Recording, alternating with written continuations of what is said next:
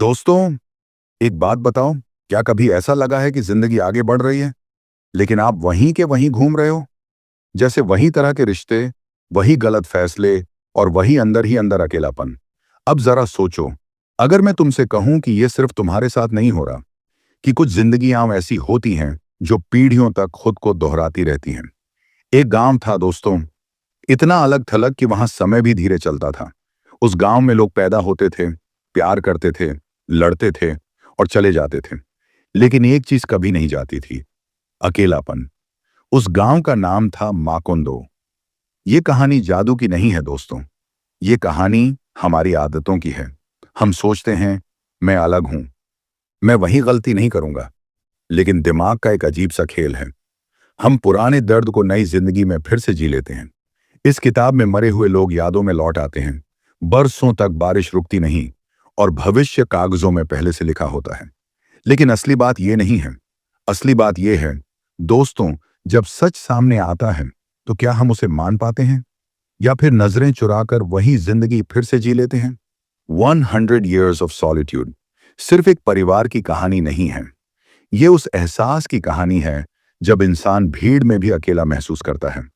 दोस्तों, अगर कभी ऐसा लगा हो कि जिंदगी एक ही चक्कर में घूम रही है, अगर लगता हो कि कुछ पैटर्न टूट ही नहीं रहे, तो ये कहानी आपको बहुत अपनी सी लगेगी। आप सुन रहे हैं समरी हब पर दुनिया की सबसे गहरी और सबसे सच्ची कहानियों में से एक, 100 साल अकेलापन। यह किताब मनोरंजन नहीं करती दोस्तों, यह आपको अपने अंदर झांकने पर मजबूर करती है। अध्याय 1, माखोंदो की शुरुआत। कई साल बाद जब कर्नल ऑरेलियानो बुएंदिया फायरिंग स्क्वाड के सामने खड़ा होगा, तो उसे जिंदगी की सबसे पुरानी याद यही आएगी। वो दिन जब उसके पिता उसे पहली बार बर्फ दिखाने ले गए थे। उस वक्त माखोंदो नाम की कोई जगह दुनिया के नक्शे पर नहीं थी। वो एक छोटा सा गांव था, चारों तरफ दलदल, जंगल और अनजान रास्तों से घिरा हुआ। इतना अलग थलग कि वहां कोई बूढ़ा नहीं मरता था, क्योंकि मरने लायक यादें ही अभी बनी नहीं थीं। माकोंदो की स्थापना होसे आर्कादियो बुएंदिया ने की थी, एक ऐसा आदमी जिसके दिमाग में सवाल बहुत थे और सब्र बहुत कम। उसे नई चीजें जानने का जुनून था, ऐसा जुनून जो आदमी को चैन से बैठने नहीं देता। उसे लगता था कि दुनिया में हर चीज का कोई ना कोई रहस्य है और अगर उसे समझ लिया जाए तो इंसान भगवान के थोड़ा और करीब पहुंच सकता है। उसकी पत्नी थी उर्सुला इगुआरान। जहां होसे आर्कादियो सपनों में जीता था, वहीं उर्सुला जमीन से जुड़ी हुई औरत थी, मजबूत, समझदार और आगे का सोचने वाली। अगर उर्सुला न होती तो शायद माकोंदो कभी टिक ही नहीं पाता। दोनों ने मिलकर यह गांव बसाया क्योंकि पीछे उनका अतीत डरावना था, खून, गुनाह और एक ऐसा अपराध जो पीढ़ियों तक पीछा करता है। उर्सुला को हमेशा एक डर लगा रहता था कि कहीं उनका वंश किसी ऐसी गलती में न फंस जाए जिससे बच पाना नामुमकिन हो। माकोंदो की शुरुआत बहुत सादी थी, कच्चे घर, सीधी सड़कें और एक ऐसी नदी जिसका पानी इतना साफ था कि नीचे पड़े पत्थर तक गिने जा सकते थे। गांव में हर चीज नई थी, इतनी नई कि लोगों को चीजों के नाम तक याद नहीं रहते थे। कई बार लोग किसी चीज को पहचानने के लिए उस पर उसका नाम लिख देते थे। डर था कि कहीं भूल ही न जाए। याददाश्त खो जाने का डर बाद में माकोंदो की सबसे बड़ी सच्चाई बन गया। हर साल कुछ जिप्सी माकोंदो आते थे, अजीब कपड़े, अजीब सामान और उससे भी अजीब बातें लेकर। उन्हीं में से एक था मेल्कियादेस, एक रहस्यमयी आदमी जिसकी आंखों में ऐसा लगता था जैसे उसने जिंदगी को बहुत करीब से देखा हो। मेल्कियादेस होसे आर्कादियो के जुनून को और भड़काता था। वो चुंबक लाया, दूरबीन लाया, ऐसे ऐसे औजार जिनका मतलब किसी को समझ नहीं आता था। होसे आर्कादियो को लगता था कि इन चीजों से वो सोना बना सकता है, बीमारियां ठीक कर सकता है और शायद मौत को भी धोखा दे सकता है। वो दिन रात प्रयोग करता रहता। घर, बच्चे, पत्नी सब धीरे धीरे पीछे छूटने लगे। उर्सुला चुपचाप सब देखती रहती। वो जानती थी कि अगर वो भी सपनों में बह गई तो यह घर टूट जाएगा। होसे आर्कादियो का दिमाग धीरे धीरे हकीकत से दूर जाने लगा। वो ऐसी बातें करने लगा जो किसी को समझ नहीं आती थी। लोग कहते, ये आदमी पागल हो गया है, लेकिन उर्सुला जानती थी वो पागल नहीं है, वो बस अपने ख्यालों में खो गया है। एक दिन हालात यहां तक पहुंच गए कि होसे आर्कादियो अपने ही आंगन में एक पेड़ से बांध दिया गया। वो वहां बंधा रहा, धूप, बारिश, हवा, सब सहता हुआ और फिर भी अपने दिमाग में नई दुनिया बसाता रहा। यह माँ कोंदो का पहला बड़ा सबक था। यहाँ सबसे ज्यादा सोचने वाले लोग अक्सर सबसे ज्यादा अकेले हो जाते हैं। इसी घर में बुएंदिया परिवार की अगली पीढ़ी बड़ी होने लगी। एक बच्चा था, ऑरिलियानो, शांत, चुप, दूसरों से अलग। वो अकेले बैठकर पिघली हुई धातु से छोटी छोटी मछलियां बनाता था। उसकी आंखों में दुनिया को देखने का एक अलग ही तरीका था। किसी को नहीं पता था कि यही बच्चा आगे चलकर इतिहास का हिस्सा बनेगा। माकोंदो धीरे धीरे बड़ा हो रहा था, लेकिन बाहर की दुनिया अभी भी बहुत दूर थी। यहां समय सीधा नहीं चलता था। यहां जो हुआ वो फिर होता था, और जो होने वाला था उसकी आहट पहले ही सुनाई दे जाती थी। यही वजह है कि इस कहानी में सब कुछ नया होते हुए भी पुराना लगता है। ये सिर्फ एक गांव की कहानी नहीं है, ये एक परिवार की नहीं, ये इंसानी फितरत की कहानी है, जहां इंसान उसी गलती को बार बार दोहराता है, ये सोचकर कि इस बार नतीजा अलग होगा। और यहीं से शुरू होता है 100 साल का अकेलापन। अध्याय 2, मेल्कियादेस और रहस्यमयी ज्ञान। माकोंदो में जब भी जिप्सी आते थे तो पूरा गांव जैसे जाग उठता था। वो दिन आम दिनों जैसे नहीं होते थे। हवा में हलचल होती थी, लोगों की आंखों में जिज्ञासा और बच्चों के दिल में अजीब सा डर। जिप्सी अपने साथ ऐसी चीजें लाते थे जो माकोंदो के लोगों ने कभी देखी नहीं थी। चमकती धातुएं, शीशे जिनमें दुनिया उलटी दिखती थी, और ऐसे औजार जिनका नाम तक किसी को नहीं पता था। लेकिन इन सब के बीच एक आदमी था जो सबसे अलग था। उसका नाम था मेल्कियादेस। मेल्कियादेस न ज्यादा बोलता था, न ज्यादा समझाता था। वो बस चीजें दिखाता था और लोगों को सोचने पर मजबूर कर देता था। उसकी आंखों में थकान भी थी और ज्ञान भी। ऐसा लगता था जैसे वो बहुत कुछ देख चुका है और बहुत कुछ झेल चुका है। होसे आर्कादियो बुएंदिया मेल्कियादेस को देखकर जैसे और ज्यादा बेचैन हो जाता था। उसे लगता था कि यही आदमी उसे दुनिया के सारे राज बता सकता है। मेल्कियादेस चुंबक लेकर आया। होसे आर्कादियो को यकीन था कि इससे वो जमीन के नीचे दबा सोना खोद सकता है। वो चुंबक लेकर पूरा गांव घूमता। बर्तन, ताले, औजार सब दीवारों से खींचते चले आते। लोग हंसते थे। उर्सुला सिर हिलाकर रह जाती। लेकिन होसे आर्कादियो के लिए यह मजाक नहीं था, यह खोज थी, यह भविष्य था। मेल्कियादेस दूरबीन लेकर आया। उसने कहा, इससे तुम बहुत दूर की चीजें बहुत पास से देख सकते हो। होसे आर्कादियो ने दूरबीन में देखा तो उसे लगा जैसे दुनिया उसकी आंखों में सिमट आई हो। उस पल उसके मन में एक ही ख्याल था, अगर आंखें इतना दूर देख सकती हैं तो दिमाग कितना आगे जा सकता है। यहीं से विज्ञान और जादू माकोंदो में एक दूसरे में घुलने लगे। यहां कोई साफ रेखा नहीं थी कि क्या सच है और क्या कल्पना। लेकिन मेल्कियादेस सिर्फ औजार नहीं लाया था, वो अपने साथ कहानियां भी लाया था। उसने मौत देखी थी, बीमारियां झेली थीं, और फिर भी वो जिंदा था। लोग कहते थे मेल्कियादेस मर चुका था और फिर वापस आ गया। माकोंदो में ऐसी बातों पर कोई हैरान नहीं होता था। यहां अजीब चीजें बहुत आसानी से सच मान ली जाती थीं। एक दिन मेल्कियादेस कुछ कागज लेकर आया, पुराने, पीले पड़े हुए, अजीब सी लिखावट वाले। उसने कहा, इनमें भविष्य लिखा है। कोई नहीं समझ पाया कि वो मजाक कर रहा है या सच बोल रहा है। होसे आर्कादियो इन कागजों को देखकर जैसे सम्मोहित हो गया। वो रात रात भर उन्हें पढ़ने की कोशिश करता, लेकिन भाषा समझ में नहीं आती थी। अक्षर थे पर मतलब नहीं खुलता था। उर्सुला डर गई। उसे लगा ये कागज उसके पति को और ज्यादा दूर ले जा रहे हैं। धीरे धीरे होसे आर्कादियो घर से कटने लगा। उसके लिए बच्चों की आवाजें, उर्सुला की चिंता, गांव की जरूरतें सब गौण हो गईं। उसके लिए सिर्फ एक ही चीज मायने रखती थी, ज्ञान। ऐसा ज्ञान जो आम इंसान के लिए नहीं बना। मेल्कियादेस जैसे आया था वैसे ही एक दिन चला गया, लेकिन उसके जाने के बाद भी उसका असर घर में बना रहा। कागज वहीं थे, राज वहीं थे, और सवाल पहले से ज्यादा गहरे हो गए। माकोंदो में अब यह साफ होने लगा था कि यह कोई साधारण जगह नहीं है। यहां मौत भी आखिरी नहीं है, यादें भी स्थायी नहीं हैं, और भविष्य पहले ही लिखा जा सकता है। छोटा ऑरेलियानो इन सबको चुपचाप देखता था। वो बहुत कम बोलता, लेकिन बहुत कुछ समझता था। किसी को नहीं पता था कि यही बच्चा आगे चलकर उन कागजों को पढ़ने की कोशिश करेगा जिन्हें कोई समझ नहीं पाया। मेल्कियादेस सिर्फ एक आदमी नहीं था, वो एक चेतावनी था, एक इशारा कि अगर इंसान हर राज जानना चाहता है तो उसे उसकी कीमत भी चुकानी पड़ती है। और माकोंदो धीरे धीरे उस कीमत को चुकाने की ओर बढ़ रहा था। यहीं पर यह हिस्सा रुकता है, लेकिन कहानी नहीं, क्योंकि आगे नाम दोहराए जाएंगे, गलतियां लौटेंगी और वही अकेलापन नई शक्ल में सामने आएगा।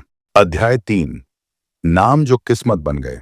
माकोंदो में एक बात धीरे धीरे साफ होने लगी थी। यहां सिर्फ लोग नहीं दोहराए जाते, यहां नाम भी दोहराए जाते हैं। और नाम सिर्फ पहचान नहीं होते, यहां नाम किस्मत बन जाते हैं। बुएंदिया परिवार में कुछ नाम ऐसे थे जो बार बार लौटते थे, जैसे समय खुद उन्हें वापस बुला रहा हो। होसे आर्कादियो और इलियानो, नाम वही, लेकिन रास्ते अलग। फिर भी अजीब बात यह थी कि चाहे रास्ता कुछ भी हो, अंत अक्सर एक सा ही निकलता था, अकेलापन। पहला बेटा था होसे आर्कादियो, शरीर से मजबूत, जज्बातों से भरा हुआ और फैसलों में उतावला।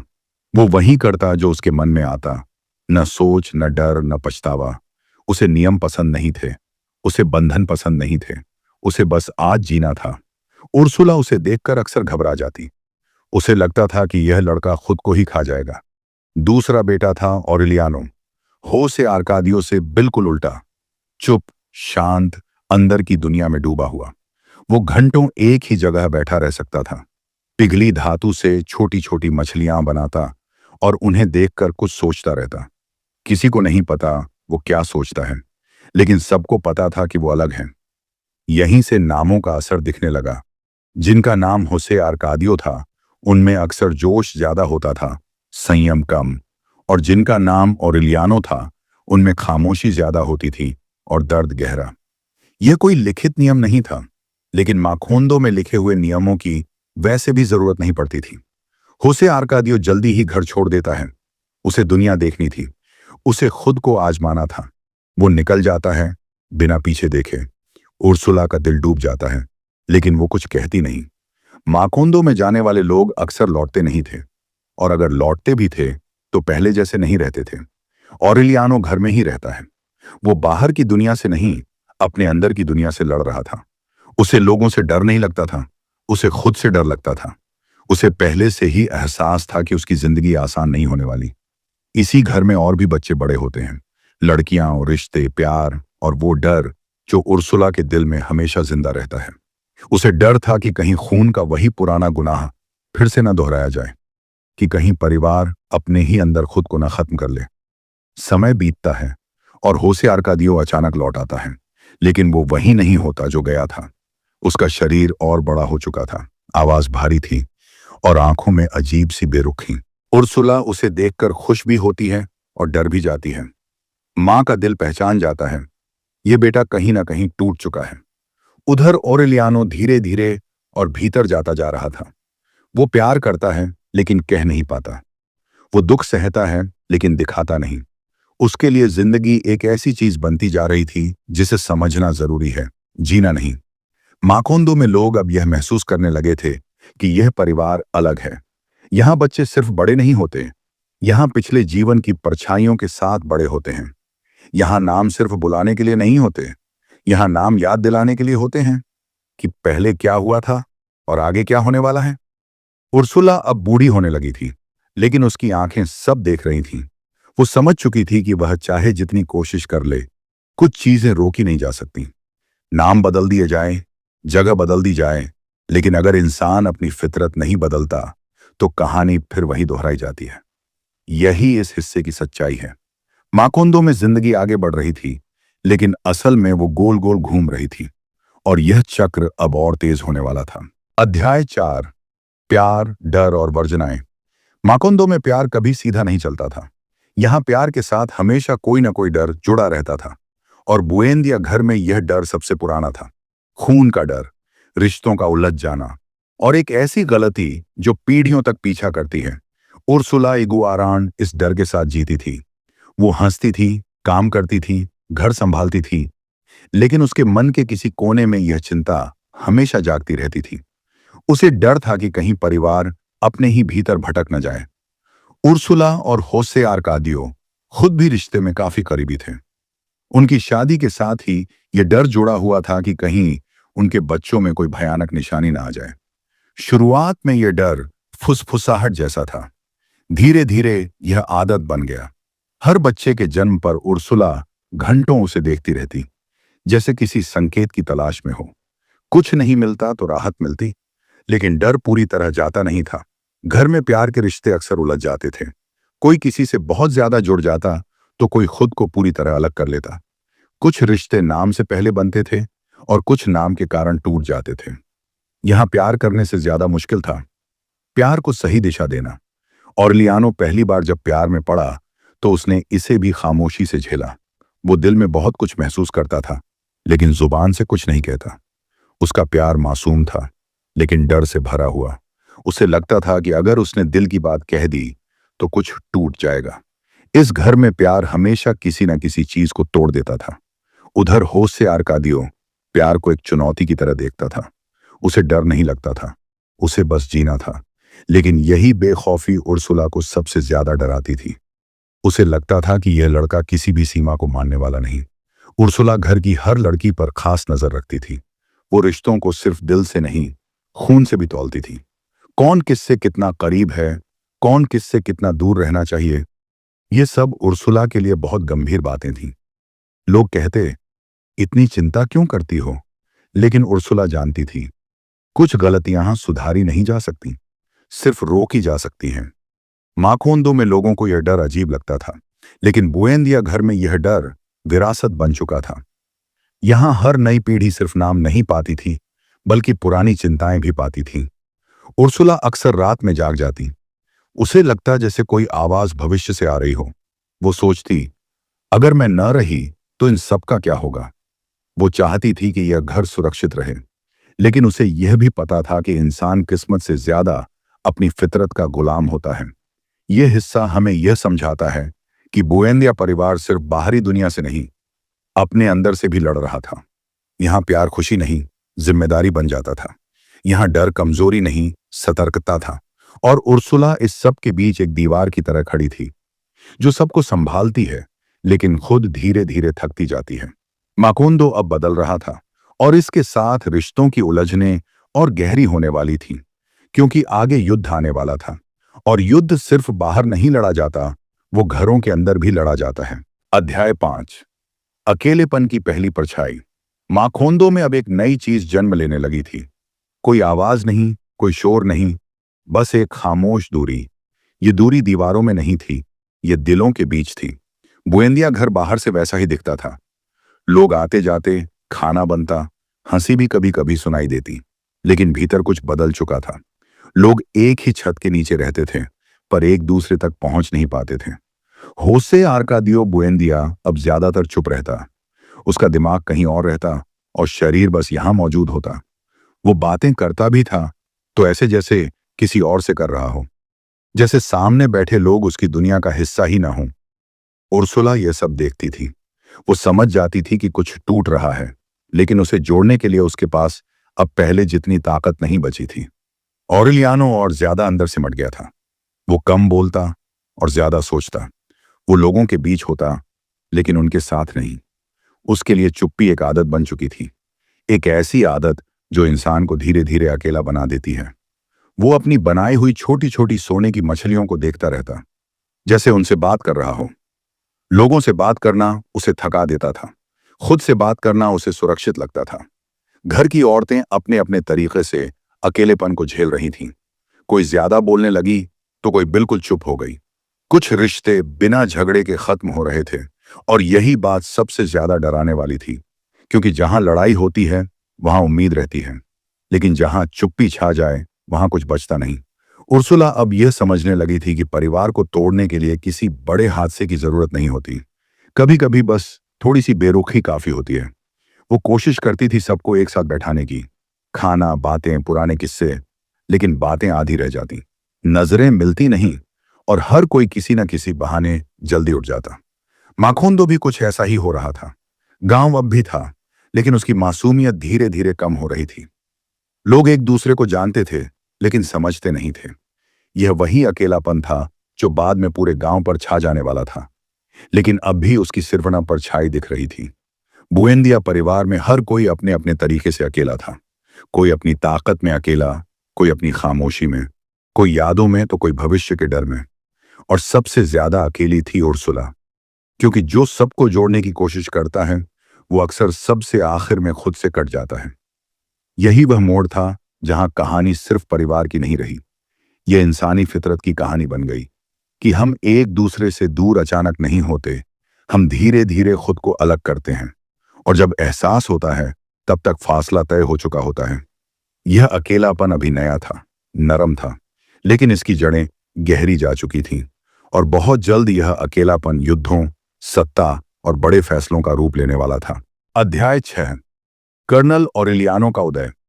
कुछ लोग ऐसे होते हैं जो चुप रहते हैं क्योंकि उनके पास कहने को कुछ नहीं होता, और कुछ ऐसे होते हैं जो इसलिए चुप रहते हैं क्योंकि उनके अंदर बहुत कुछ जमा होता चला जाता है।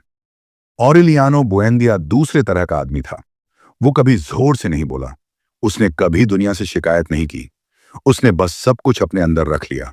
और जब कोई इंसान बहुत देर तक सब कुछ अंदर ही अंदर सहता रहता है तो एक दिन वो या तो टूट जाता है या फिर कठोर हो जाता है। ऑरेलियानो टूटा नहीं, वो सख्त हो गया। युद्ध माकोंदो में अचानक नहीं आया, वो धीरे धीरे लोगों की बातचीत में घुसा, फिर डर बनकर फैला और आखिरकार हकीकत बन गया। राजनीति, सत्ता, विचारधाराएं, ये सब शब्द माकोंदो के लिए नए थे, लेकिन इनके असर बहुत पुराने थे। नफरत, लालच और बदला। ऑरेलियानो इन सब के बीच चुपचाप खड़ा रहा। वो समझ रहा था कि अब खामोशी से काम नहीं चलेगा। जिस दिन उसने बंदूक उठाई उस दिन उसके चेहरे पर कोई जोश नहीं था, कोई गुस्सा नहीं था, बस एक ठंडी सी सच्चाई थी, जैसे उसने तय कर लिया हो कि अब वो महसूस नहीं करेगा। युद्ध ने ऑरेलियानो को पहचान दी। वो कर्नल बना, लोग उसके पीछे चले, उसका नाम नारे में बदला, उसका चेहरा डर की वजह बना। लेकिन जिस आदमी को दुनिया पहचानने लगी वो आदमी खुद को धीरे धीरे खो रहा था। कर्नल ऑरेलियानो कई युद्ध लड़ा, कई जीत, कई हार, लेकिन हर युद्ध के बाद वो और अकेला हो गया। वो दोस्तों के बीच था, फिर भी अकेला, सैनिकों से घिरा था, फिर भी अकेला, क्योंकि सत्ता इंसान को दूसरों से नहीं, खुद से दूर कर देती है। उसे याद नहीं रहता था कि उसने लड़ाई क्यों शुरू की थी। आजादी के लिए, इंसाफ के लिए, या बस इसलिए क्योंकि अब वो पीछे नहीं हट सकता था। कभी कभी वो खुद से पूछता, अगर यह सब खत्म हो जाए तो मेरे पास बचेगा क्या? और जवाब हमेशा खामोशी होता। उर्सुला दूर से अपने बेटे को देखती थी, उसे गर्व भी होता था और डर भी। वो समझ जाती थी कि यह वही बच्चा नहीं है जिसे उसने पाला था। यह आदमी अब दिल से नहीं, फैसलों से जीता था। युद्धों ने ऑरेलियानो को निर्णय बना दिया। उसके लिए मौत अब कोई बड़ी बात नहीं थी। वो लोगों को मरते देख सकता था और बिना पलक झपकाए आगे बढ़ सकता था। यही वह पल था जहां इंसान अपनी इंसानियत से थोड़ा थोड़ा अलग होने लगता है। कर्नल ऑरेलियानो इतिहास बन गया, लेकिन इतिहास कभी यह नहीं पूछता कि कीमत क्या थी। वो यह नहीं लिखता कि रात में कर्नल किस तरह अकेला बैठा रहता था, कि उसे नींद नहीं आती थी, कि उसे अपने ही हाथ अजनबी लगने लगे थे। एक दिन वो आईने में देखता है और खुद से पहली बार डर जाता है, क्योंकि जो आदमी उसे दिखता है वो वही नहीं है जो कभी सोने की छोटी मछलियां बनाता था। युद्ध ने उसे मजबूत नहीं बनाया, उसने उसे खाली बना दिया। और यही इस हिस्से की सबसे बड़ी सच्चाई है कि सत्ता शोर मचाकर नहीं, चुपचाप इंसान को बदलती है। यहीं पर कर्नल ऑरेलियानो अपने जीवन के सबसे ऊंचे शिखर पर है और सबसे गहरे अकेलेपन में भी। और आगे यह अकेलापन उसे वापस घर की तरफ खींचने वाला है। अध्याय 7। युद्धों के बीच सूना दिल। युद्ध खत्म नहीं हो रहे थे, बस उनके नाम बदलते जा रहे थे, कभी एक झंडे के लिए, कभी दूसरे नारे के लिए, लेकिन खून हर बार एक सा ही बहता था। कर्नल ऑरेलियानो बुएंदिया अब युद्ध का आदी हो चुका था। उसके लिए लड़ाई कोई घटना नहीं रही, वो उसकी दिनचर्या बन चुकी थी। सुबह उठना, आदेश देना, लाशें गिनना और आगे बढ़ जाना। लोग कहते थे कर्नल कभी हारता नहीं, और सच यह था कि वो कई बार जीता भी था, लेकिन जीत उसके चेहरे पर कभी नहीं दिखी, क्योंकि कुछ जीतें ताली नहीं मांगती, वो अंदर कुछ तोड़ देती हैं। उसने कई लोगों को खोया, कुछ दुश्मन थे, कुछ दोस्त, लेकिन कुछ मौतें ऐसी होती हैं जिनका हिसाब किसी किताब में नहीं लिखा जाता। वो रातें जब कर्नल अकेला बैठा रहता था, बाहर सैनिक सोते थे और अंदर यादें जागती थीं। उसे अब चेहरे याद नहीं रहते थे, नाम धुंधले हो गए थे, बस आवाजें बची थीं, आदेशों की, गोलियों की और चीखों की। और जब आवाजें बहुत ज्यादा हो जाती हैं तो इंसान खुद को बचाने के लिए खामोश हो जाता है। कर्नल अब हंसना भूल चुका था। गुस्सा भी अब साफ नहीं दिखता था। उसके भीतर एक अजीब सी ठंडक आ गई थी, ऐसी ठंडक जो आंसू भी जमा देती है। कभी कभी वो सोचता, अगर ये सब रुक जाए तो मैं क्या करूंगा। लेकिन उसे पता था कि यह सवाल बेकार है, क्योंकि युद्ध उसे बाहर नहीं, अंदर से बांध चुका था। उसने समझौते किए, फिर उन्हें तोड़ा, फिर नए समझौते किए। राजनीति उसे थका रही थी, लेकिन उससे ज्यादा उसे थका रहा था अपना ही नाम। हर जगह उससे कुछ उम्मीद की जाती थी। हर कोई उसे किसी न किसी रूप में देखना चाहता था, लेकिन कोई यह नहीं पूछता था कि वो क्या बनना चाहता है। उर्सुला घर में बैठकर इन सब की खबर सुनती थी। हर जीत पर लोग बधाई देते, हर हार पर सहानुभूति। लेकिन एक माँ सिर्फ ये देख पाती है कि उसका बेटा हर दिन थोड़ा थोड़ा गायब हो रहा है। कर्नल कई बार मौत के बहुत करीब पहुंचा, कई बार वो बच गया। लोग कहते थे किस्मत उसके साथ है, लेकिन कर्नल जानता था यह किस्मत नहीं है, ये सजा है। क्योंकि जो इंसान मर नहीं पाता उसे जीना पड़ता है, हर याद के साथ। एक रात वो अकेला बैठा अपनी उंगलियों को देखता रहा। उसे याद आया कि इन्हीं हाथों से वो कभी छोटी छोटी सोने की मछलियां बनाता था। अब इन्हीं हाथों से वो आदेश लिखता था जो किसी की जिंदगी खत्म कर देते थे। यही वह पल था जब उसने समझा, युद्ध ने उसे ही जीत लिया है। वो युद्ध नहीं लड़ रहा था, युद्ध उसे चला रहा था। भीड़ में भी वो अकेला था, शोर में भी उसके अंदर सन्नाटा था, और यह सन्नाटा अब घर लौटने की मांग करने लगा था। युद्ध उसके लिए अब सवाल नहीं था, जवाब भी नहीं, बस एक खाली रास्ता था जिस पर वो चलता जा रहा था, और माखोंदो उसका इंतजार कर रहा था। जैसे कोई जगह जो जानती हो कि इंसान कितना भी दूर चला जाए, अकेलापन उसे वापस ले ही आता है। अध्याय 8। घर में लौटता अतीत। कुछ जगहें ऐसी होती हैं जहां इंसान लौटता नहीं है, वहां उसे वापस खींच लिया जाता है। माखोंदो भी ऐसी ही जगह थी। कर्नल ऑरेलियानो बुएंदिया जब आखिरकार घर लौटा तो उसके साथ युद्ध नहीं आया, लेकिन युद्ध की परछाइयां हर कदम पर उसके साथ थीं। घर वहीं था, आंगन वहीं, पेड़ वहीं, दीवारों पर वहीं दरारें, लेकिन सब कुछ अलग लग रहा था। या शायद सब वही था, बस ऑरेलियानो अब वैसा नहीं रहा। उर्सुला उसे देखकर कुछ पल के लिए कुछ कह नहीं पाई। मां का दिल पहचान गया, ये बेटा अब लौट आया है, लेकिन पूरा नहीं। उसकी आंखों में थकान थी, ऐसी थकान जो नींद से नहीं जाती। घर में पुरानी आवाजें फिर से सुनाई देने लगीं, कदमों की आहट, बर्तनों की आवाज, हवा में घुली पुरानी खुशबू। लेकिन इन सब के बीच ऑरेलियानो खुद को एक मेहमान की तरह महसूस कर रहा था। उसे हर चीज याद दिला रही थी कि वो क्या था। वो कमरा जहां वो घंटों चुप बैठा रहता था, वो मेज जहां उसने पहली बार सोने की मछली बनाई थी, और अब वही जगह उसे चुभ रही थी। समय माखोंदो में सीधे नहीं चलता था। यहां अतीत कभी चला नहीं जाता, वो बस एक कमरे से दूसरे कमरे में चला जाता है। पुराने चेहरे फिर दिखने लगे, कुछ जिंदा थे, कुछ सिर्फ यादों में, और कुछ ऐसे थे जो लौट कर भी पूरी तरह नहीं लौटे। ऑरेलियानो अब ज्यादा बोलता नहीं था। लोग सवाल पूछते, वो सिर हिला देता। लोग कहानियां सुनाते, वो सुनता रहता। लेकिन जैसे सब कुछ किसी और के बारे में हो। रात में वो अक्सर जाग जाता। नींद आती थी, लेकिन टिकती नहीं थी। कभी उसे गोलियों की आवाज सुनाई देती, कभी आदेशों की, और कभी बस एक गहरी चुप्पी। उर्सुला देख रही थी कि उसका बेटा अब लड़ाई से नहीं, यादों से लड़ रहा है। वो उसे काम में लगाने की कोशिश करती, घर के छोटे छोटे काम, पुराने किस्से, लेकिन कुछ जख्म बातों से नहीं भरते। ऑरेलियानो फिर से सोने की मछलियां बनाने लगा। वही पुराना काम, वही पुरानी हरकत, लेकिन अब इन मछलियों में कोई मासूमियत नहीं थी।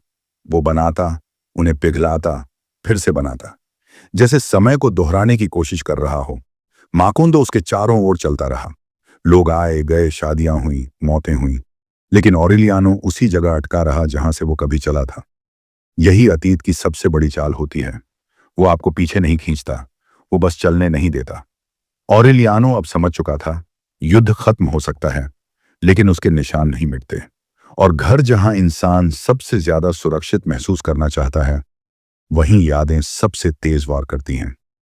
माकोंदो अब भी उसे अपना मानता था, लेकिन वो खुद को यहां का नहीं मान पा रहा था। और यही उसका नया अकेलापन था, घर में रहकर घर से बाहर होना। यह हिस्सा यहीं ठहरता है, लेकिन कहानी और गहरी होने वाली है, क्योंकि आगे माकोंदो खुद बदलने वाला है। और जब जगह बदलती है तो इंसान को अपनी जगह फिर से खोजनी पड़ती है। अध्याय 9। माखोंदो का बदलता चेहरा। माखोंदो कभी दुनिया से कटा हुआ था, इतना कटा हुआ कि वहां तक समय भी थोड़ा देर से पहुंचता था। लेकिन अब दुनिया ने माखोंदो को देख लिया था, और जब दुनिया किसी जगह को देख लेती है तो वो जगह पहले जैसी नहीं रहती। सबसे पहले बदलाव आवाज बनकर आया। अजनबी आवाजें। अजनबी बोलियां। ऐसे लोग जो माखोंदो को घर की तरह नहीं, मौके की तरह देख रहे थे। गांव की सड़कों पर अब सिर्फ अपने लोग नहीं थे, बाहरी लोग अपने साथ नई आदतें लाए, नई जरूरतें, नए लालच। पहले माखोंदो में चीजें जरूरत से खरीदी जाती थी, अब इच्छा से खरीदी जाने लगी। पहले लोग बातें करते थे, अब सौदे होने लगे। यह बदलाव एक दिन में नहीं हुआ, यह धीरे धीरे दिलों के भीतर जगह बनाता गया। बुएंदिया घर अब भी खड़ा था, लेकिन वो अब गांव का केंद्र नहीं रहा। लोगों की नजरें अब घरों पर नहीं, मुनाफे पर थीं। उर्सुला यह सब देख रही थी। वो बूढ़ी हो चुकी थी, लेकिन उसकी समझ अब भी तेज थी। वो जानती थी ये बदलाव रुकने वाला नहीं है। माखोंदो में नई चीजें आईं, मशीनें, कानून और ऐसे नियम जो किसी ने समझाए नहीं, बस लागू कर दिए।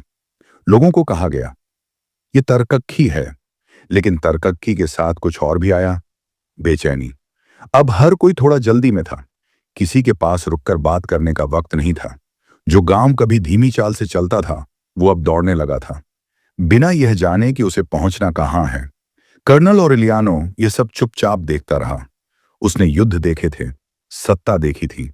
अब वो एक अलग तरह की लड़ाई देख रहा था, जहां हथियार नहीं, फायदे चलते हैं। और यह लड़ाई ज्यादा खामोश थी, लेकिन ज्यादा खतरनाक भी। पुराने लोग अजनबी महसूस करने लगे, नई पीढ़ी पुरानी बातों पर हंसने लगी। माखोंदो की मासूमियत किसी ने छीनी नहीं, वो खुद धीरे धीरे खो गई। उर्सुला अब ज्यादा देर तक आंगन में नहीं बैठ पाती थी। उसे लगता था कि हवा में अब वही सादगी नहीं रही। वो समझ गई थी गांव बदल चुका है और अब वापस नहीं जाएगा। ये वही पल होता है जब जगहें यादों में बदलने लगती हैं, जिंदा रहते हुए भी। माखोंदो अब सिर्फ एक गांव नहीं रहा, वो एक कहानी बनता जा रहा था। ऐसी कहानी जिसे लोग बाद में याद करेंगे और कहेंगे एक वक्त था। और यही सबसे दुखद बात होती है जब वर्तमान अतीत की भाषा बोलने लगता है। यह हिस्सा यहीं थमता है, क्योंकि आगे प्यार भी बदलेगा, रिश्ते भी, और अकेलापन अब सिर्फ दिलों में नहीं, पूरे गांव में फैलने लगेगा। अध्याय 10। प्यार जो बोझ बन गया। प्यार शुरू में हमेशा हल्का लगता है, जैसे किसी ने दिल से बोझ उतार दिया हो। लेकिन माखोंदो में प्यार धीरे धीरे उसी बोझ में बदल जाता था जिससे इंसान भागना चाहता है। बुएंदिया परिवार में अब रिश्ते जरूरत से ज्यादा करीबी हो चुके थे। लोग एक दूसरे के इतने पास थे कि सांस लेने की जगह नहीं बची थी। और जब रिश्तों में जगह नहीं बचती तो प्यार घुटन बन जाता है। कर्नल ऑरेलियानो अब प्यार को समझना छोड़ चुका था। उसके लिए रिश्ते या तो जिम्मेदारी थे या फिर याद दिलाने वाली चीजें कि वो क्या खो चुका है। वो किसी के करीब आता भी था तो पूरी तरह नहीं, और दूर जाता भी था तो साफ नहीं। घर में लोग एक दूसरे से जुड़े हुए थे, लेकिन खुश नहीं थे। कोई किसी के लिए रुक गया था, कोई किसी को छोड़ नहीं पा रहा था, और कोई बस निभा रहा था। यही सबसे भारी रिश्ता होता है, जो निभाया जाए, जिया न जाए। कुछ प्यार आदत बन गए थे, कुछ डर की वजह से टिके थे, और कुछ इसलिए क्योंकि तोड़ने की हिम्मत नहीं थी। उर्सुला यह सब देख रही थी। वो जानती थी कि रिश्ता अगर सहारा न दे तो वो सज्जा बन जाता है। माखोंदो में शादियां होती थीं, लेकिन उत्सव नहीं होता था। लोग साथ रहते थे, लेकिन साथ महसूस नहीं करते थे। प्यार अब एक ऐसा शब्द बन गया था जिसे लोग बोलते तो थे, लेकिन समझते नहीं थे। कर्नल ऑरेलियानो कभी कभी खुद से पूछता, अगर मैं अकेला होता तो क्या ज्यादा हल्का महसूस करता? और यह सवाल अपने आप में एक जवाब था। घर की औरतें अपने अपने तरीके से इस बोझ को ढो रही थीं, कोई ज्यादा बोलकर, कोई बिल्कुल चुप रहकर। लेकिन सबको पता था कुछ बदल नहीं रहा। ये वही मोड़ था जहां प्यार उम्मीद नहीं रहा, आदत बन गया। और आदत अगर खुशी ना दे तो वो जिंदगी को धीरे धीरे थका देती है। माखोंदो अब सिर्फ अब बदल नहीं रहा था, वो भारी हो रहा था। हवा में वही सादगी नहीं थी, घरों में वही अपनापन नहीं था, और यहीं से अकेलापन एक नए रूप में लौटने वाला था। अब अकेलापन सिर्फ चुप्पी नहीं होगा, वो थकान बनेगा। ये हिस्सा यहीं रुकता है, क्योंकि आगे माकोंदो पर एक ऐसी चीज आने वाली है जो सब कुछ थाम देगी, समय को भी। अध्याय 11। बारिश जो खत्म नहीं होती। बारिश पहले दिन अच्छी लगी थी। मिट्टी की खुशबू, छत पर गिरती बूंदों की आवाज और वो ठंडक जो दिल तक उतर जाती है। लेकिन माकोंदो में यह बारिश रुकने नहीं आई थी। पहले हफ्ते लोगों ने कहा मौसम बदल रहा है। दूसरे हफ्ते उन्होंने कहा थोड़ा ज्यादा हो गया है। और तीसरे हफ्ते लोगों ने कहना ही छोड़ दिया, क्योंकि जब कोई चीज बहुत लंबी हो जाती है तो शब्द बेकार हो जाते हैं। बारिश दिन और रात एक सी बना देती है। सूरज दिखता नहीं था और अंधेरा कभी पूरा जाता नहीं था। घड़ियां चल रही थीं, लेकिन समय आगे नहीं बढ़ रहा था। माकोंदो की सड़कें कीचड़ में बदल गईं। घर नम हो गए। दीवारों पर सीलन जमने लगी। लेकिन असली नमी दीवारों में नहीं थी, वो लोगों के मन में थी। बुएंदिया घर अब ठहराव का घर बन गया था। लोग उठते थे, बैठते थे, सोते थे, लेकिन किसी को याद नहीं रहता था कि दिन कौन सा है। कर्नल ओरिलियानो अब बाहर कम निकलता था। बारिश ने उसके भीतर की थकान को और गहरा कर दिया था। युद्धों में उसने हलचल देखी थी। यहां कुछ भी हिल नहीं रहा था और यह जड़ता उसे ज्यादा डराती थी। उर्सुला अब बूढ़ी हो चुकी थी। उसके कदम धीमे पड़ गए थे, लेकिन उसकी चिंता अब भी तेज थी। वो देख रही थी बारिश सिर्फ घर नहीं भिगो रही, वो आदतें और रिश्ते भी गिलाने लगी थी। लोगों ने खुद को बंद कर लिया। कोई बाहर नहीं जाता, कोई किसी से मिलना नहीं चाहता। जब मौसम बहुत देर तक एक सा रहता है तो इंसान भी वैसा ही हो जाता है। बच्चे खेलना भूलने लगे, बूढ़े यादें दोहराने लगे और बीच की उम्र के लोग बस इंतजार करने लगे, बिना यह जाने कि किस चीज का। बारिश अब आवाज नहीं रही, वो पृष्ठभूमि बन गई, जैसे कोई लगातार एक ही बात कान में कह रहा हो। धीरे धीरे, थकाने वाली। माकोंदो में कई चीजें टूट गईं। कुछ घर, कुछ सपने और कुछ उम्मीदें, लेकिन कोई जोर की आवाज नहीं आई। सब कुछ चुपचाप ढहता गया। कर्नल ओरिलियानो घंटों बैठा बारिश को देखता रहता। उसे लगता जैसे समय उसे बदला ले रहा हो। युद्धों की जल्दी के बाद अब यह अंतहीन ठहराव। यही बारिश लोगों को अंदर की तरफ मोड़ देती है।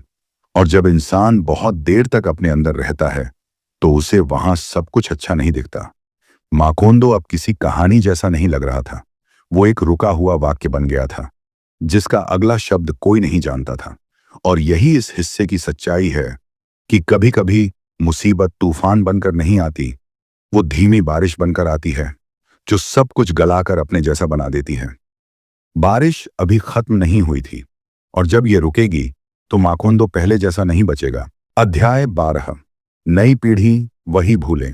बारिश रुक चुकी थी, लेकिन जो असर उसने छोड़ा था वो आसानी से जाने वाला नहीं था। माकोंदो फिर से धूप में आ गया था, लेकिन लोगों के अंदर अब भी नमी बची हुई थी, और इसी नमी के बीच नई पीढ़ी बड़ी होने लगी। बच्चे अब बच्चे नहीं रहे थे। उनकी आवाज भारी होने लगी थी। उनकी आंखों में अपने अपने सपने उगाए थे। उर्सुला उन्हें देखती थी और उसके दिल में एक अजीब सी बेचैनी उठती थी, क्योंकि उसने यह सब पहले भी देखा था। हर नई पीढ़ी सोचती है कि वो अलग होगी, कि वो वही गलती दोबारा नहीं करेगी। लेकिन माकोंदो में अलग होना इतना आसान नहीं था। यहां हवा में अतीत घुला हुआ था। नाम फिर लौटने लगे। होसे आर्कादियो, ओरिलियानो, जैसे नामों के साथ उनकी आदतें भी वापस आ रही हों। जोश, उतावलापन या फिर चुप्पी, अकेलापन। नई शक्लें थीं, लेकिन भीतर की कहानी पुरानी थी। कुछ बच्चे अपने बड़ों से बिल्कुल उल्टा बनना चाहते थे, लेकिन उल्टा बनते बनते वो भी उसी रास्ते पर आ जाते थे, क्योंकि जब इंसान सिर्फ भागने की कोशिश करता है तो दिशा नहीं बदल पाता। घर में फिर से वही आवाजें गूंजने लगीं, बहसें, चुप्पियां, अधूरे सवाल। नई पीढ़ी पुरानी बातों को सुनती थी, लेकिन समझती नहीं थी, और पुरानी पीढ़ी समझाना चाहती थी, लेकिन शब्द खो चुकी थी। कर्नल ओरिलियानो अब ज्यादा कुछ नहीं कहता था।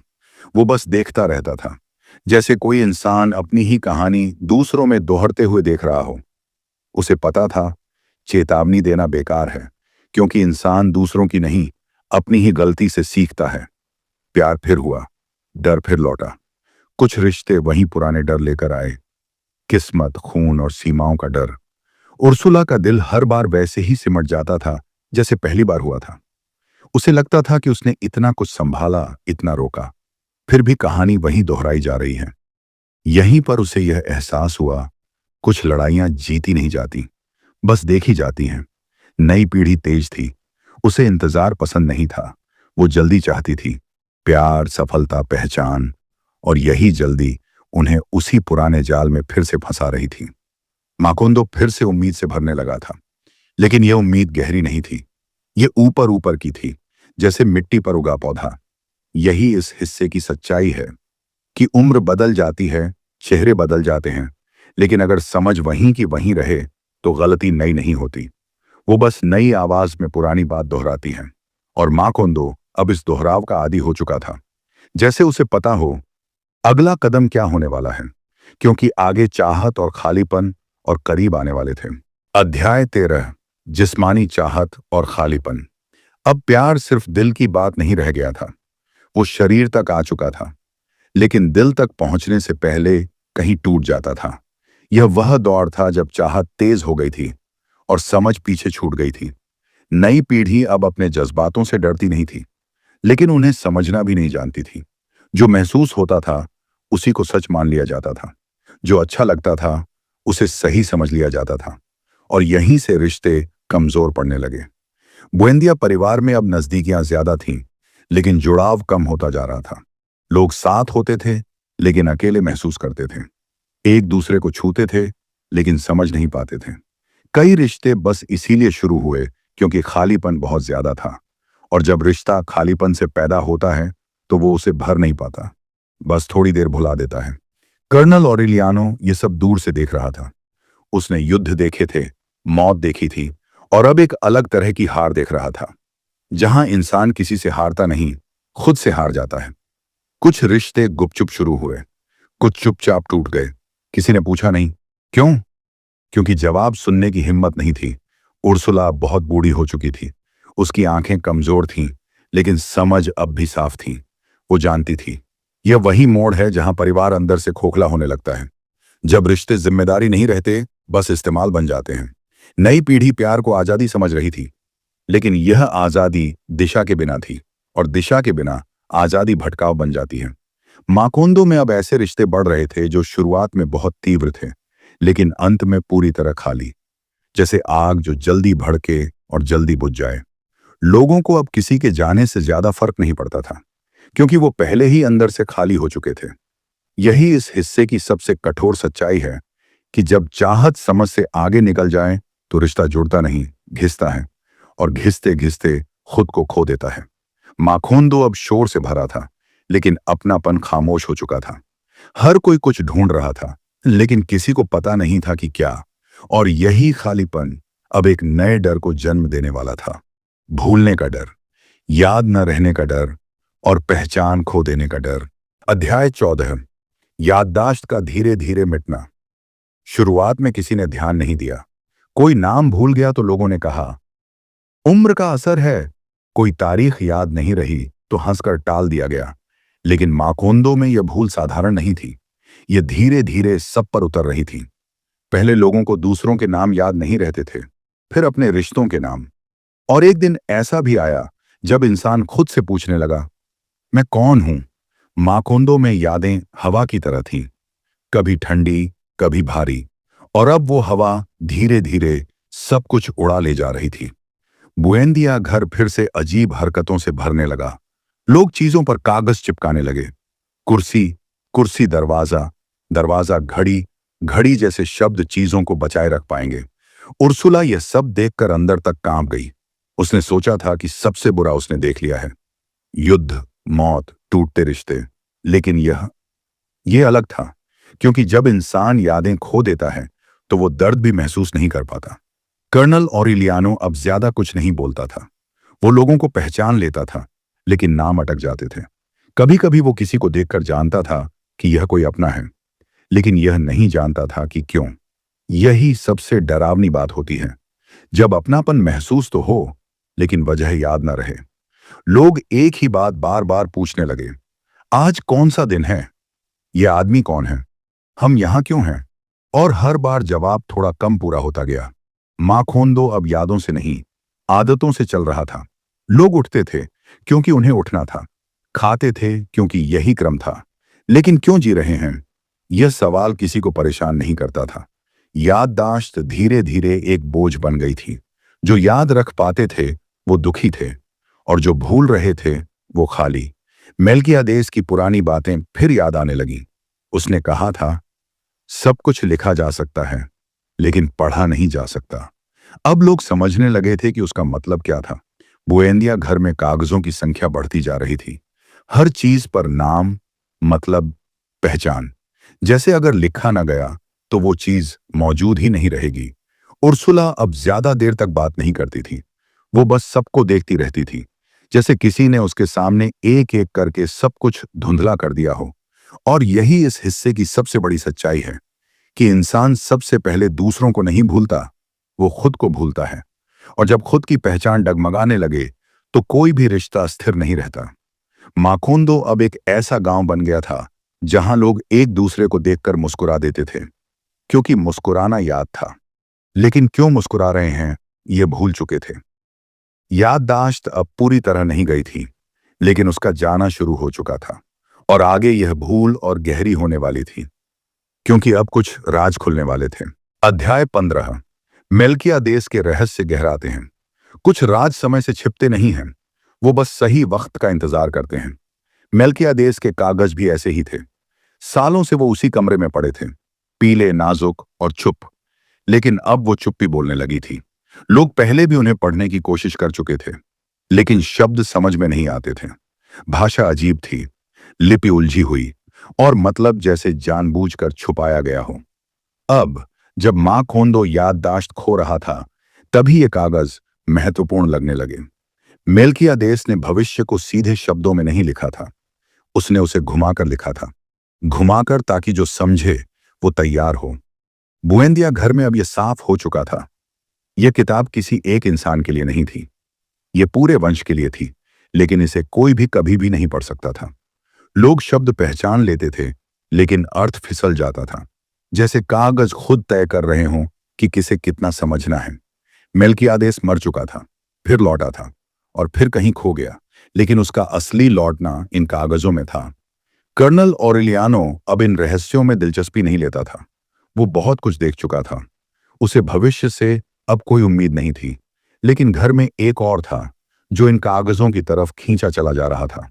नई पीढ़ी का एक शांत चेहरा, जो बोलता कम था लेकिन देखता बहुत था। वो समझने लगा था, ये कागज भविष्य नहीं बता रहे, ये अतीत समझा रहे हैं। जैसे जैसे वो पढ़ता गया, उसे एहसास होने लगा, जो हो चुका है वो पहले ही लिखा जा चुका था, और जो होने वाला है वो भी इन्हीं शब्दों में छुपा है। सब कुछ अचानक जुड़ने लगा। नामों का दोहराव, गलतियों की वापसी, अकेलेपन का चक्र, ये सब इत्तेफाका नहीं था। मेल्कियादेस भविष्यवक्ता नहीं था, वो गवाह था। उसने देखा था कि इंसान कैसे खुद को दोहराता है, और उसने उसे लिख दिया। कागजों में यह साफ था, यह वंश अपने अंत से भाग नहीं सकता, क्योंकि इसका अंत इसी शुरुआत में छुपा हुआ था। यह जानना सबसे भारी सच होता है कि तुम जो कर रहे हो वो नया नहीं है, तुम बस पहले किसी और का रास्ता दोहरा रहे हो। और यही वजह थी कि ये कागज पहले समझ में नहीं आए, क्योंकि तब कोई तैयार नहीं था यह मानने के लिए कि उसकी जिंदगी पहले ही लिखी जा चुकी है।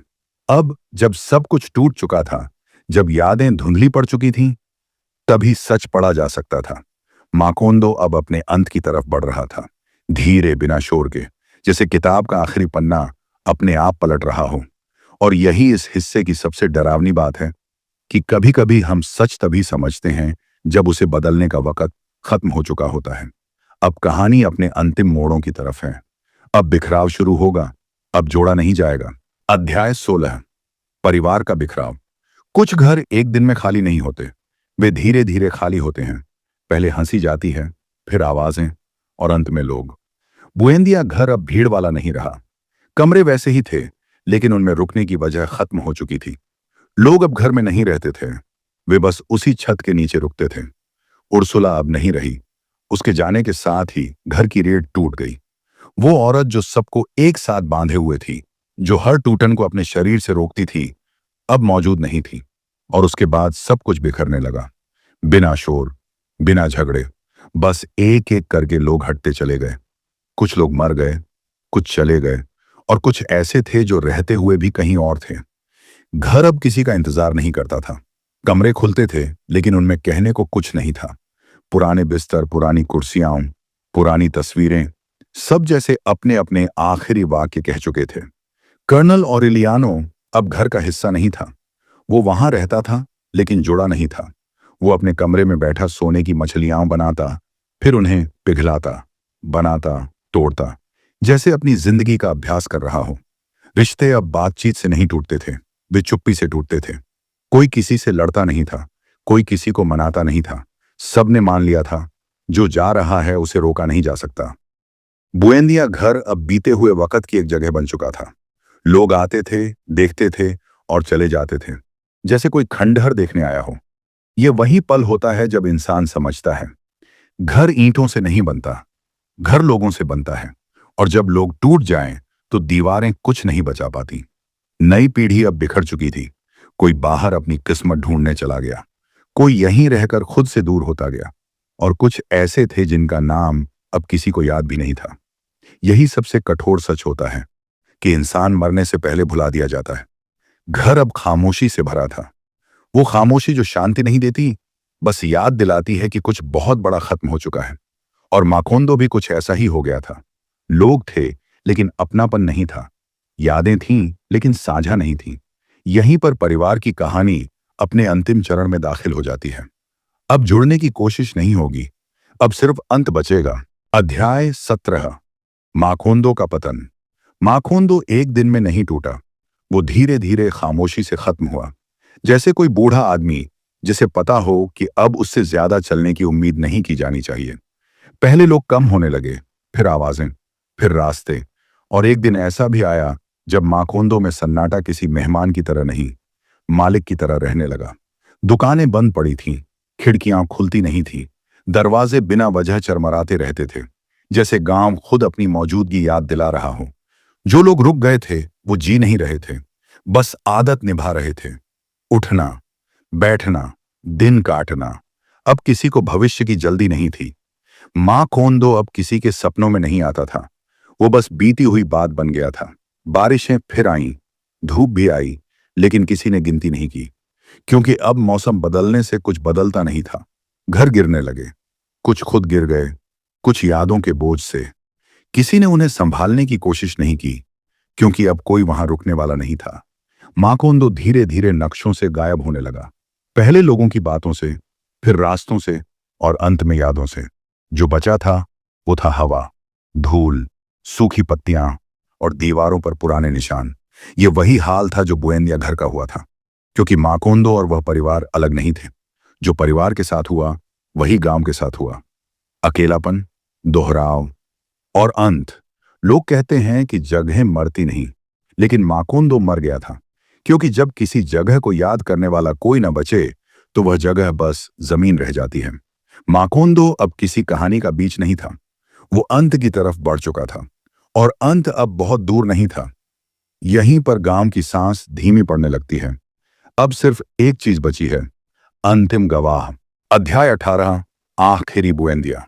हर कहानी का एक ऐसा पल होता है जहां भीड़ खत्म हो जाती है और सिर्फ एक इंसान बचता है। माकोंदो की कहानी में वो पल अब आ चुका था।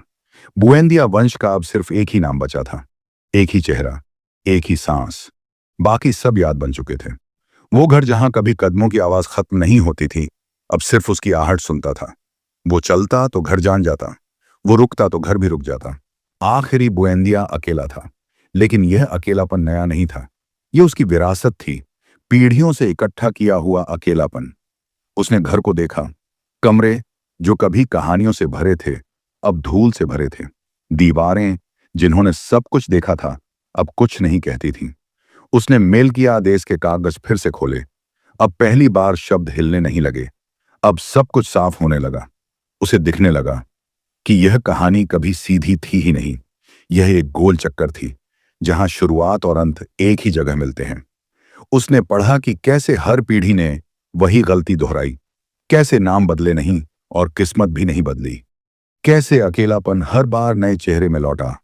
अब कोई सवाल नहीं था, अब सिर्फ समझ थी, और समझ कभी कभी सबसे भारी बोझ होती है। उसे एहसास हुआ यह परिवार कभी बदला नहीं, क्योंकि किसी ने रुककर खुद को नहीं देखा। सब आगे भागते रहे या पीछे भागते रहे, बीच में कभी नहीं ठहरे। वो आखिरी था। और यही सबसे डरावनी बात थी, क्योंकि अब कहानी आगे नहीं जाएगी। अब इसे सिर्फ समझा जा सकता है। माकोंदो अब लगभग खत्म हो चुका था, लेकिन उसका इतिहास अब एक ही इंसान के दिमाग में पूरा का पूरा था। उसने अपने वंश को पहली बार एक साथ देखा। न अलग अलग लोग, न अलग अलग नाम, बस एक ही कहानी जो बार बार खुद को दोहराती रही। और यही सबसे बड़ा सच था कि इतिहास हमारे पीछे नहीं चलता, वो हमारे अंदर चलता है। आखिरी बुएंदिया अब डर नहीं रहा था, क्योंकि जब सब कुछ समझ में आ जाए तो डर अपना काम पूरा कर चुका होता है। अब बस एक चीज बाकी थी, अंत। अध्याय 19। भविष्य जो पहले ही लिखा था। कुछ सच खोजे नहीं जाते, वो खुद सामने आते हैं जब उनसे बचने का हर रास्ता खत्म हो चुका होता है। मेल्कियादेस के कागज अब पूरी तरह खुल चुके थे। एक एक शब्द अपनी जगह पर बैठ रहा था, एक एक वाक्य अपना मतलब दिखा रहा था। आखिरी बुएंदिया अब पढ़ नहीं रहा था, वो देख रहा था। देख रहा था कि कैसे यह सब पहले ही लिखा जा चुका था। कागजों में किसी एक इंसान का भविष्य नहीं था, उनमें पूरा वंश था। हर जन्म, हर गलती, हर अकेलापन, सब उसी क्रम में जैसे वो हुआ था। उसे समझ आया, यह भविष्यवाणी नहीं थी, यह रिकॉर्ड था। जो लिखा गया था वो इसीलिए नहीं कि वो होगा, बल्कि इसीलिए कि वो हो चुका था। यही सबसे चौंकाने वाली बात थी कि समय आगे नहीं चल रहा था, वो गोल घूम रहा था, और हर पीढ़ी उसी गोल में फंसी हुई थी। आखिरी बुएंदिया अब यह देख पा रहा था कि उसके जीवन का हर कदम पहले ही तय था। उसका अकेलापन, उसका डर, उसका सवाल पूछना, सब कागजों में यह भी लिखा था कि यह समझ सबसे आखिर में आएगी, जब बदलने का वक्त खत्म हो चुका होगा। यह कोई सजा नहीं थी, यह नियम था कि जो परिवार अपने अतीत को समझने से इनकार करता है वो उसे जीने पर मजबूर होता है, बार बार। अब कोई रहस्य बाकी नहीं था। नामों का दोहराव समझ में आ गया, प्यार का टूटना समझ में आ गया, अकेलापन सबसे साफ। आखिरी बुएंदिया अब खुद को अलग नहीं मानता था। वो उस पूरी कहानी का आखिरी वाक्य था, और जब वाक्य खत्म होता है तो किताब रुक जाती है। माखोंदो अब सिर्फ एक जगह नहीं था, वो एक चेतावनी था कि अगर इंसान अपने ही इतिहास को देखने से डरता है तो वो उसी इतिहास में दफन हो जाता है। हवा तेज चलने लगी थी, ऐसी हवा जो सिर्फ पत्ते नहीं, यादें भी उड़ा ले जाती हैं। आखिरी बुएंदिया अब भाग नहीं रहा था, वो खड़ा था, क्योंकि अब भागने के लिए कुछ बचा नहीं था। समय का चक्र पूरा हो चुका था। शुरुआत अब अंत बन चुकी थी, और अब बस एक ही हिस्सा बाकी था, अंत। अध्याय 20। 100 साल का अकेलापन। कुछ अंत शोर के साथ नहीं आते, वो हवा की तरह आते हैं, सब कुछ समेटते हुए और फिर खुद भी गायब हो जाते हैं। माकोंदो का अंत भी ऐसा ही था। आखिरी बुएंदिया मेल्कियादेस के कागज पढ़ चुका था। अब कोई शब्द बचा नहीं था जो समझ में ना आया हो। अब कोई भ्रम नहीं था, उसे साफ दिख रहा था, यह परिवार कभी आगे बढ़ने के लिए बना ही नहीं था। यह अपने ही भीतर घूमता रहा, नामों में, गलतियों में, अकेलेपन में। हर पीढ़ी यह सोचती रही कि वो अलग है, लेकिन हर पीढ़ी उसी जगह लौट आई, क्योंकि किसी ने अकेलेपन को पहचाना नहीं, सबने उससे भागने की कोशिश की। यही सबसे बड़ा धोखा होता है कि इंसान अकेलेपन को दुश्मन समझता है, जबकि वो एक संकेत होता है, रुकने का संकेत, समझने का संकेत। लेकिन बुएंदिया कभी नहीं रुके। हवा अब तेज हो चुकी थी, ऐसी हवा जो सिर्फ मौसम नहीं, कहानी बदलती है। कागज हिलने लगे, दीवारें कांपने लगी, जैसे माकोंदो खुद अपनी आखिरी सांस ले रहा हो। आखिरी बुएंदिया अब डर नहीं रहा था, क्योंकि डर तभी तक रहता है जब तक अनजाना सामने हो। अब सब कुछ जान लिया गया था। उसे यह भी समझ आ गया था कि कुछ कहानियां इसलिए खत्म होती हैं ताकि दोबारा ना दोहराई जाए, लेकिन यह कहानी खत्म इसलिए हो रही थी क्योंकि इसे बदलने वाला कोई नहीं था। हवा और तेज हुई। घर जो कभी यादों से भरा था अब धूल बनता जा रहा था। नाम, चेहरे, आवाजें सब एक एक करके मिट रहे थे। माकोंदो अब नक्शे पर नहीं था, वो याद में भी नहीं रहने वाला था, क्योंकि जिन कहानियों को कोई आगे सुनाने वाला ना हो वो खत्म हो जाती हैं। और यही मेल्कियादेस ने लिखा था कि जिन परिवारों की कहानी अकेलेपन से शुरू होती है और अकेलेपन पर ही खत्म होती है, उन्हें दूसरा मौका नहीं मिलता। हवा सब कुछ उड़ा ले गई, घर, गांव, नाम, और आखिर में कहानी। लेकिन यह अंत खाली नहीं था। इसके भीतर एक सच्चाई छुपी थी कि इंसान तभी बचता है जब वो अपने अतीत को देखने की हिम्मत रखता है, और अगर वो हिम्मत ना करे तो इतिहास उसे कहानी बनाकर खुद मिटा देता है। यही था 100 साल का अकेलापन। एक परिवार की कहानी नहीं, एक चेतावनी कि अकेलापन अगर समझ लिया जाए तो रास्ता बनता है, और अगर न समझा जाए तो पूरा वजूद हवा में बिखर जाता है। कहानी यहीं खत्म होती है, लेकिन सवाल अब भी जिंदा है। क्या इंसान अपनी गलती से सीखता है या उसे बार बार दोहराता है? यही सवाल माकोंदो हमारे सामने छोड़ जाता है और चुपचाप खुद हवा में घुल जाता है।